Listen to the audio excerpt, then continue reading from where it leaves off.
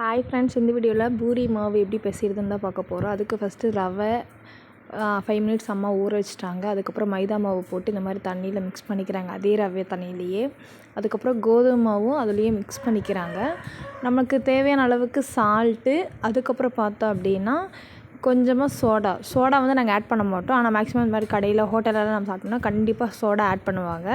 ஏன் soda add பண்ணுறாங்க அப்படின்னா, நல்லா பூரி வெந்து அந்த உப்பி போய் வரும் இல்லையா பூரி, அந்த ஒரு காரணத்துக்காக தான். ஆனால் நம்ம அம்மா சுட்டாங்கன்னா சும்மா நார்மலாகவே எந்த பலகாரமாக இருக்கட்டும், பூரியாக இருக்கட்டும், அம்மா சுட்டாவே நல்லா நல்லா உப்பி போய் வரும். அது சூப்பராக இருக்கும் பார்க்குறதுக்கே. அது வரும் கண்டிப்பாக வரும், நான் எக்ஸ்பெக்ட் பண்ணுறேன் வரும்.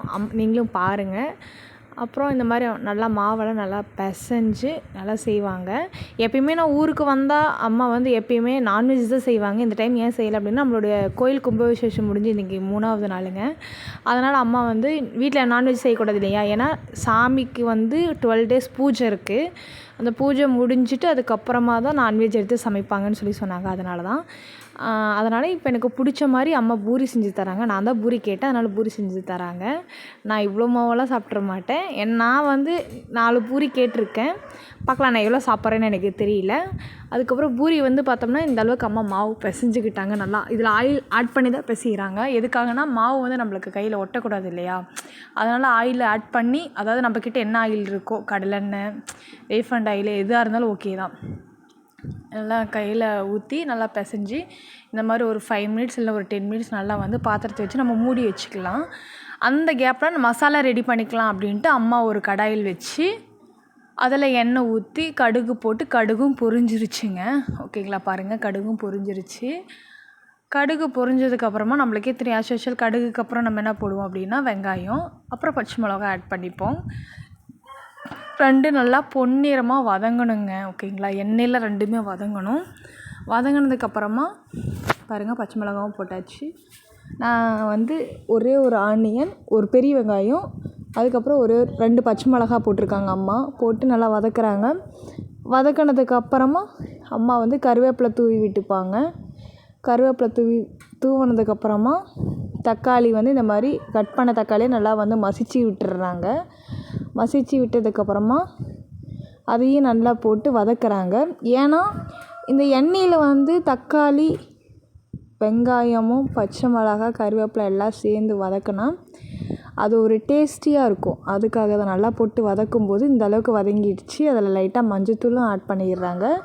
அதுக்கப்புறம் உருளைக்கிழங்க மசிச்சு வச்சுருக்காங்க, அதையுமே போட்டு ஆட் பண்ணி அதில் லைட்டாக சால்ட்டு மட்டுமே. இதில் வந்து எந்த ஒரு பொடியுமே ஆட் பண்ணவே இல்லை அம்மா. ஓகேங்களா, பொடியே ஆட் பண்ணாமல் காரம் வந்து அந்த பச்சை மிளகா காரம் தான், வேறு எதுவும் கிடையாது. சால்ட்டு போட்டிருக்காங்க, உருளைக்கிழங்கு வேகும்போதே சால்ட்டு போட்டிருக்காங்க அதுலேயே, அவ்வளோதான், வேறு எதுவும் இல்லை. அப்படியே அந்த தக்காளி தண்ணியிலேயே வேகுது உருளைக்கிழங்கு. ஓரளவுக்கு வெந்து ஓரளவுக்கு சுண்டிரும். அப்படியே அந்த ஸ்மெல் இருக்குங்களே, அப்படி வீடியோ எடுக்கும்போதே செம்ம ஸ்மெல்லுங்க. அப்படியே கடையிலலாம் பூரி மசாலா சாப்பிடும் இல்லையா, அதிலலாம் கொஞ்சம் பருப்பு ஆட் பண்ணி போடுவாங்க. இதில் எனக்கு பருப்பு ஆட் பண்ண பிடிக்காது. அதனால் அம்மா வெறும் உருளைக்கிழங்கு, டொமேட்டோ மட்டுமே வச்சு செஞ்சுருக்காங்க. செம்மையாக இருந்துச்சு இந்த மசாலா, எனக்கு ரொம்ப ரொம்ப பிடிச்சிருந்துச்சு. கண்டிப்பாக நீங்களும் ஒரு டைம் இதே மாதிரி ட்ரை பண்ணி பார்த்தீங்கன்னா உங்களுக்கு கண்டிப்பாக பிடிக்கும். பூரி பிடிக்காதவங்க கூட சாப்பிடுவாங்க. பாருங்கள் நல்லா கொதிக்குதுச்சு அந்த மசாலா. ஒரு 5 மினிட்ஸ் அம்மா மூடி வச்சுட்டாங்க. 5 மினிட்ஸ் கூட வேண்டாம், ஒரு 3 மினிட்ஸ் மூடி வச்சா கூட போதுங்க. ஓகேங்களா, மூடி வச்சுட்டு திருப்பி ஓப்பன் பண்ணி பார்க்குறாங்க. இந்த பதத்துக்கு ஓரளவுக்கு நம்மளுக்கு வெந்துருச்சு. அங்கே பாருங்கள் கட்டி கட்டியாக இருக்கிற உருளைக்கிழங்கெல்லாம் அம்மா அப்படியே அந்த கரண்டி வச்சு நல்லா நசுக்கி விட்டுறாங்க. ஏன்னா அந்த மாதிரி இருந்தால் நம்மளுக்கு பூரி சாப்பிடும்போது கொஞ்சம் இது ஒரு மாதிரியாக இருக்கும். அதனால் நல்லா குழன்னு இருந்துச்சுன்னா நல்லாயிருக்கும். பாருங்கள் ஓரளவுக்கு அம்மா அந்த மாதிரி மசிச்சு விட்டதில் நல்லா இருக்கிற உருளைக்கிழங்கெல்லாம் இருந்த இடம் தெரியாத அளவுக்கு எப்படி சொல்கிறதுனால சட்னியாக மாறிடுச்சு. எனக்கு இந்த பதத்துக்கு இருந்தால் தான் ரொம்ப பிடிக்கும். ஏன்னா இது வந்து அம்மா எனக்கு நான் எப்போ கேட்டாலும் இதே ஸ்டைலில் செஞ்சு தருவாங்க. எனக்கு இது இப்படி சாப்பிட்டா மட்டும்தான் பிடிக்கும். ஓரளவுக்கு நல்லா விட்டுருச்சு. அதுக்கப்புறம் மேலே கொஞ்சம் ஆயில் விடுறதா இருந்தாலும் விட்டுக்கலாம் நம்மளுக்கு. அப்படி இல்லை ஆயில் தேவையில்லைனாலும் நம்ம விட்டுறலாம். ஓகேங்களா, ஓரளவுக்கு நம்மளுக்கு மசாலா ரெடி ஆயிடுச்சு. ஒரு பக்கம் மசாலா கொஞ்சம் சுண்ட அம்மா இந்த சைடில் வந்து ஒரு பிளேட்டு கமுத்தி போட்டு அதில் ஆயில் விட்டு தடவிக்கிறாங்க. அதே சமையல் இன்னொரு கேஸில் பார்த்தோம் அப்படின்னா கடாயில் சூடானதுக்கப்புறமா கோல்டு வின்னர் ஆயில் தான் நான் சாப்பிடுவேன். கோல்டு வின்னர் ஆயில் நம்மளுக்காக வாங்கிட்டு வந்து அம்மா அதில் ஊற்றிக்கிறாங்க. ஆயில் வந்து சூடாகணும் இல்லைங்களா, எப்படி சூடாக மினிமம் ஒரு 3 or 5 மினிட்ஸ் ஆயிரும். ஆயில் சூடாக சைடில் அம்மா வந்து நம்மளாம் பார்த்தோம்னா ஒரு கிச்சனில் ஒரு சமையல் செய்கிறோன்னா ஒரு டைம் தான் ஏதோ ஒரு வேளை தான் செய்வோம். அம்மா வந்து 2 வேளையுமே செய்கிறாங்க. ஒரு பக்கம் எண்ணெய் ஊற்றி எண்ணெய் ஒரு பக்கம் சூடாகுது, ஒரு பக்கம் இந்த மாதிரி பூரிக்கு தேவையான இந்த ரவுண்டு பண்ணி பூரி மாவை உருட்டுறாங்க. அந்த உருட்டுறதும் பார்க்கலாம் பாருங்கள். ஒரு இடத்துலையே 2 வேளையும் செய்கிறாங்க நம்ம அம்மா. அந்த மாதிரிலாம் உங்கள் வீட்டிலலாம் அந்த மாதிரி அம்மா செய்கிறாங்க அப்படின்னா கண்டிப்பாக கமெண்ட்டில் சொல்லுங்கள்.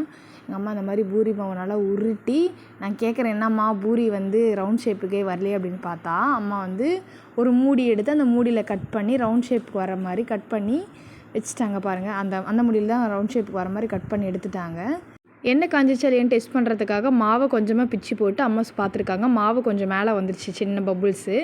அதுக்கப்புறம் மாவை உருட்டி வச்சுருக்க மாவை எடுத்து போட்டு வந்தோடனே பாருங்கள், நல்லா அப்படியே உப்பி போய் மேலே பால் மாதிரி வருங்க. செம்மையாக இருந்துச்சு. அப்படியே பார்க்கும்போது அழகாக இருக்குது. எங்கள் அம்மா எப்போ சுட்டாலுமே பூரியாக இருக்கட்டும் சப்பாத்தியாக இருக்கட்டும் கடையில் மாவு வாங்க மாட்டோம். நாங்கள் கோதுமை மாவு நாங்களே ரெடி பண்ணுவோம். செய்கிறது தான். எப்போ சுட்டாலும் இந்த மாதிரி பபுள்ஸ் மாதிரி வந்துடும். அதுக்காகவே நான் பூரி கேட்பேன். சூப்பராக இருக்கும் பாருங்கள். அடுத்து செகண்டு நான் 4 பூரி கேட்டிருக்கேன். அம்மா எனக்காகவே 4 பூரி செஞ்சு கொடுத்துருக்காங்க. திரும்ப இது செகண்ட் பூரி போடுறாங்க. செகண்ட் பூரியும் பாருங்கள் இதே மாதிரி வெந்து எண்ணெயில் போட்டோடனாவே பபுள்ஸ் ஆயிரும் பாருங்கள். அவங்க அப்படியே உள்ளே தள்ளி விடுவாங்க. அப்படியே பபுள்ஸ் ஆகி திருப்பி போட அப்படியே உப்பி போய் வருங்க. உப்பி போய் வந்தாவே நம்மளுக்கு வந்து எண்ணெய்லாம் மாவில் மிக்ஸ் ஆகி மாவு வெந்துருச்சு. ஓரளவுக்கு நிறமும் மாறுது. அதுக்கப்புறம் அதை எடுத்து ஒவ்வொரு பிளேட்டில் மாற்றிக்கலாம். அம்மா ஒவ்வொன்றா போட்டு சுட்டுட்டு இருந்தாங்க. எனக்கு தேவையான 4 மட்டும் அம்மா எடுத்து வச்சுட்டாங்க தனி ஒரு பிளேட்டில். அதுக்கப்புறம் எனக்கு ஒரு யோசனை, நாம்பளாம் எப்போ இந்த மாதிரி ஒரு பூரி சுட போகிறேன் அப்படின்ட்டு ஒரு யோசனை. எப்போ நான் வந்து இந்த மாதிரி கற்றுக்க போகிறேன் அப்படின்ட்டு. எனக்கு என்ன மாவு கூட பிசைய தெரியாது. நாம் சுட்டால் இந்த மாதிரி வருமா ரவுண்ட் ஷேப்புக்கு? அதே மாதிரி சுட்டால் மாவு ஃபஸ்ட்டு எப்படி சொல்கிறது, பூரி எந்திரிக்குமா அப்படின்ட்டு ஒரு டவுட்டு. இந்த மாதிரி சாஃப்டாக வருமா அப்படின்ட்டாலே எனக்கு பெரிய ஒரு டவுட், எனக்குள்ள ஒரு டவுட் ஏற்படுது. அதனால் அம்மா என்ன சொன்னாங்கன்னா, நான் கேட்டுட்டு அப்படியே அம்மா சொல்ல நான் ஒரு கேள்வி கேட்குறேன். அது நீ சொல்கிறப்ப எனக்கு ஒரு ஃபோன் பண்ணினா நான் எப்படி செய்யணும், எவ்வளோ மெஷர்மெண்ட்டெல்லாம் நான் உங்களுக்கு சொல்கிறேன் அப்படின்னு கூட சொன்னாங்க. அது எனக்கு கொஞ்சம் ஹாப்பியாக இருந்துச்சு அந்த மாதிரி சொல்லும்போது. ஃபைனலி எனக்கான பூரி ரெடி ஆயிடுச்சு, மசாலாவும் ரெடி ஆயிடுச்சு. அதுக்கப்புறம் என்னங்க சாப்பிட தான் போகிறேன். இந்த வீடியோ பிடிச்சிருந்தா மறக்காமல் சப்ஸ்கிரைப் பண்ணிக்கோங்க. Okay, bye, see you.